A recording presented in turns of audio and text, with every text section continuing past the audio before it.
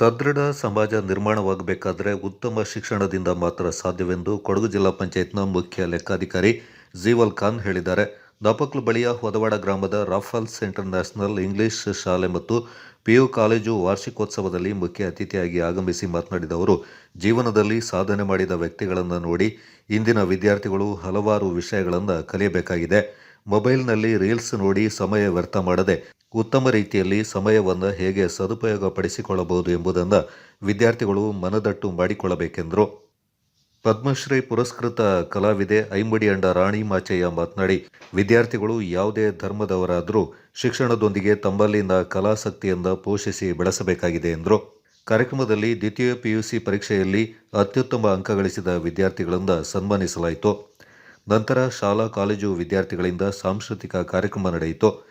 ಕಾಲೇಜಿನ ಪ್ರಾಂಶುಪಾಲ ತನ್ವೀರ್, ಕರ್ನಾಟಕ ರಾಜ್ಯ ಪ್ರೌಢಶಾಲಾ ಸಹ ಶಿಕ್ಷಕರ ಸಂಘದ ಕೊಡಗು ಜಿಲ್ಲಾ ಉಪಾಧ್ಯಕ್ಷ ಎನ್.ಕೆ. ಮೆಹಬೂಬ್ ಸಾಬ್, ಹೊದ್ದೂರು ಗ್ರಾಮ ಪಂಚಾಯತ್ ಸದಸ್ಯ ಕೆ.ಎಂ. ಮೊಯ್ದು ಮತ್ತಿತರ ಪ್ರಮುಖರು ಈ ಸಂದರ್ಭ ಪಾಲ್ಗೊಂಡಿದ್ದರು. Kodagu channel news, Zakariya, Napoklu.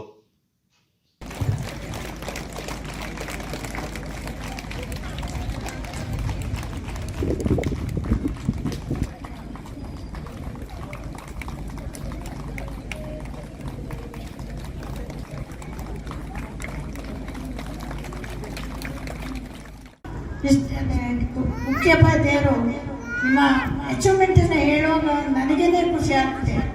ಎಷ್ಟು ಚೆನ್ನಾಗಿ ನೀವು ಎಲ್ಲ ಕಲೆಗಳನ್ನು ಕಲ್ತಿದ್ದೀರಾ ಅಂತ ನನಗೆ ಗೊತ್ತಾಯಿತು. ಎಲ್ಲರಿಗೂ ನಾನು happy new year.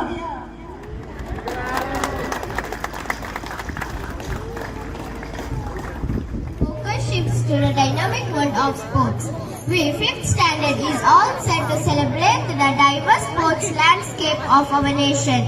Their performance, titled Diversity in Sports, is a vibrant celebration of the spirit of competition, teamwork and passion.